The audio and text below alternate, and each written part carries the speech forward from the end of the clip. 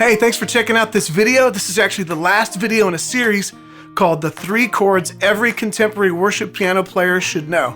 In this video, we're looking at the minor 7th chord. Hey, welcome back to another video. Thank you so much for coming to watch this. My name is Jared Messer. I'm the founder and the creator of worshipmusicacademy.com. So glad to be able to share these videos with you. This is actually the third video in a 3-part series. The first video we looked at, these are all about the what I consider the 3 most important chords that every contemporary worship player should know. And these chords kind of give you a more professional sound. Rather than just playing simple chords, these add to the color and the tone of what you're playing. The first video, we looked at the suspended chord or the add 4. In the last video, the second video, we looked at the 2 or the add 2 chord. And in this video, we're going to be looking at the minor 7th chord. Now, one thing all of these have in common is something called dissonance. And that is, if we have just a simple triad that we looked at in the other videos, that's very harmonic. These notes are spread apart. No notes are right next to each other. But the minute we begin to add things like a second interval or a fourth interval, we create dissonance. And that is notes that are close together. And that gives us a sound that kind of wants to be resolved. Okay? That's similar with this minor 7th chord, even though if you look at it, once I show it to you, it's going to feel more distant. When you get a little bit deeper, you'll see that there is dissonance, and we use that. I'll show you how to use that dissonance to create something that sounds really contemporary and really fresh. Okay, so before we get into it, let's reiterate quickly the Nashville number system, because we don't want to dig too deep into the music theory, but you need to have a little bit of basis to understand how to create these minor 7th chords and why they're formed the way they are. Okay, so let's go over it real quick. We're going to work in the key of C, which again is the easiest one to visualize because there's no sharps or flats. So just walking up the scale, the Nashville number system, again, if you didn't watch the other videos, is assigning a number to every note of the scale. That's the simplest way to explain it. And it starts with that and then it goes much deeper. But in the key of C, our first tone, C, the root is 1. We go up to the second tone, that would be a 2. That's a D. E is our 3. F is our 4. G is the 5. A is a 6. B is a 7. And then we're back to 1. So if we form a triad, again, a triad is 3 notes. And a triad in its simplest form is just one note in between. So in the key of C, you could have a C, we skip a note. That's our middle note. Skip a note. That's the top note of the triad. Now to try to eliminate some confusion between numbers, in this I'm going to try to remember to use root, which is the root of the chord, middle, and top, which is the top of the chord. Now why do I do that? Because there's a 1, 3, 5 of the chord, but there's also a 1, 3, 5 in the key of C. So if I play F, I would say this is a 1, a 3, and a 5 of the F chord, but it's not the 1, the 3, and the 5 in the key. You know what I mean? Because F is actually the 4th tone. A is actually the 6th, and the top one is the 1.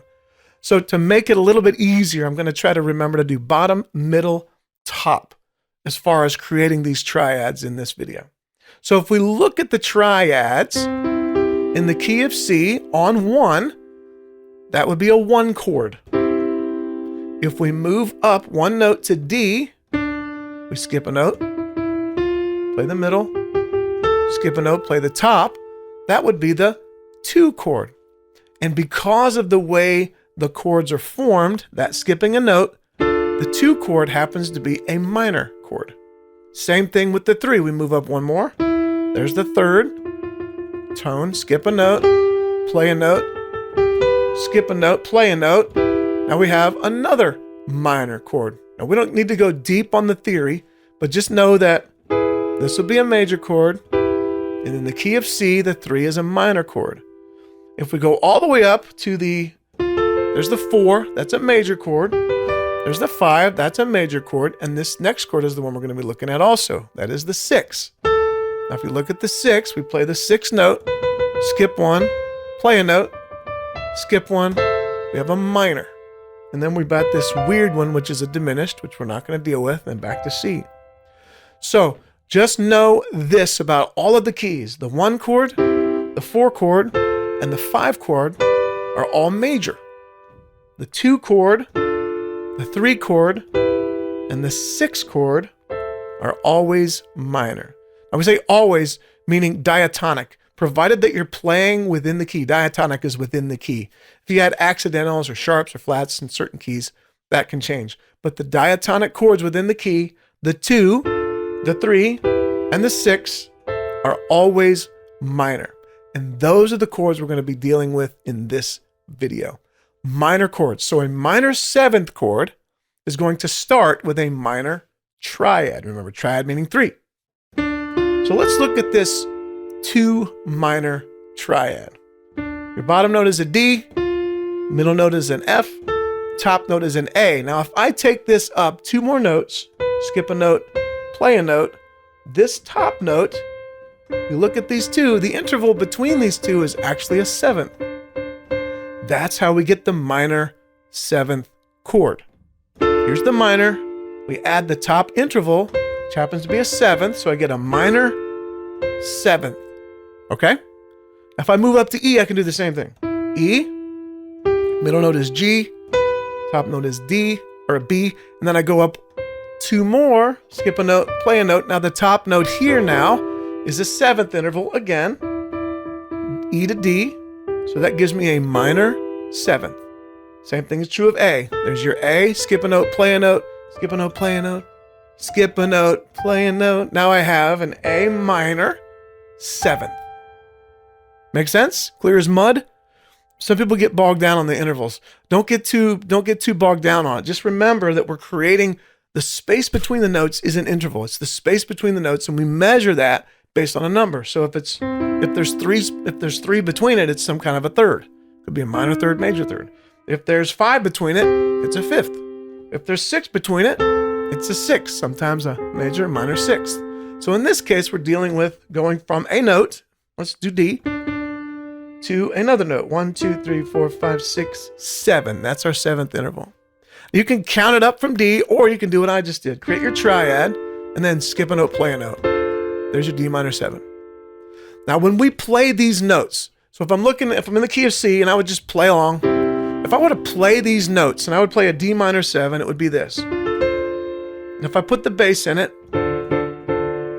that's a D minor 7. Here's an E minor 7.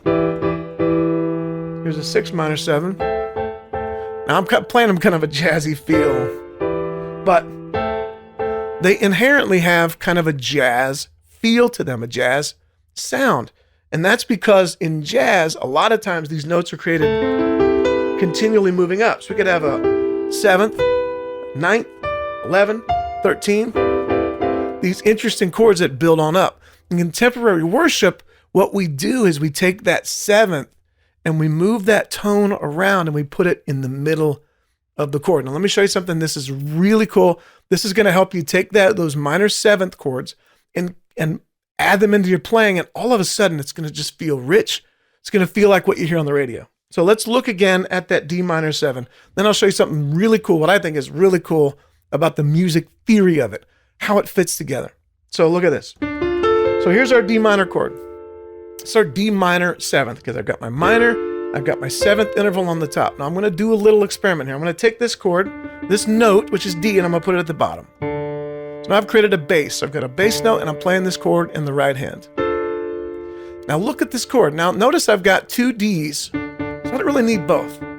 So I'm going to take this top D off and just play the D in the bass, and I'm going to keep the top of the chord, which is this. See that? So there's my minor 7. I'm just going to let the D go all the way down here and just play these top ones. Okay, so now I've created some space. It sounds pretty good. Here's what's really cool. Look, if I don't play the bottom note, see this bottom note? If I don't play that, look at this right hand. What chord is that? It's actually an F, which is a 4.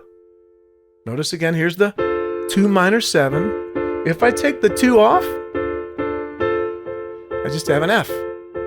Put the F in the bass. Now that's a 2 minor 7 because I have those notes. I have a D, I have an F, I have an A, and I have a C. That's a 2 minor 7 in the key of C, or a D minor 7. So here's what you do to make it sound contemporary. What you're going to do is take that top note and you're going to put it at the bottom. So even if this is your chord, I'm gonna take the top note, which is C, and I'm put it at the bottom. Keep my bass. So then it sounds like, instead of sounding like this, it's gonna sound like this.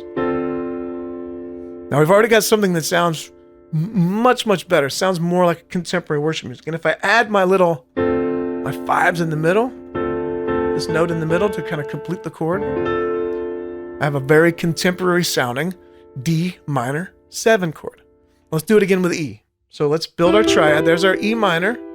Let's skip a note at the top and add one more. Now watch this. I'm gonna do the same thing. I'm gonna take the E, I'm gonna put it in the bass. Now I have 2, I'm gonna take this one out. That one's gone.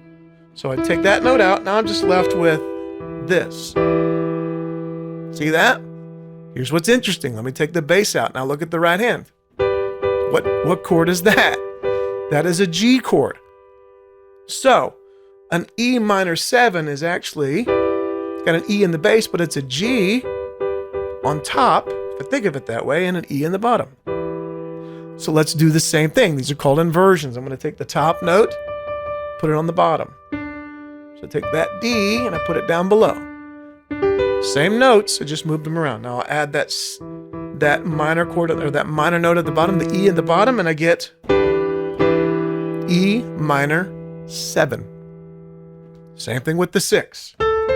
There's our 6th triad, or A minor triad. I'm going to go up, skip a note, one more. There's my 7th. So I'm going to take that bottom note, that A, and put it in the bass. Now I have 2, so I'm going to remove this one, remove that one, right? So now I just have this. Now look at this, the A minor 7. If I take the bottom note off, I've got a C. That's kind of cool. I always thought that was kind of cool. So I have an A in the bass, a C in the right hand. Again, I'll invert this down.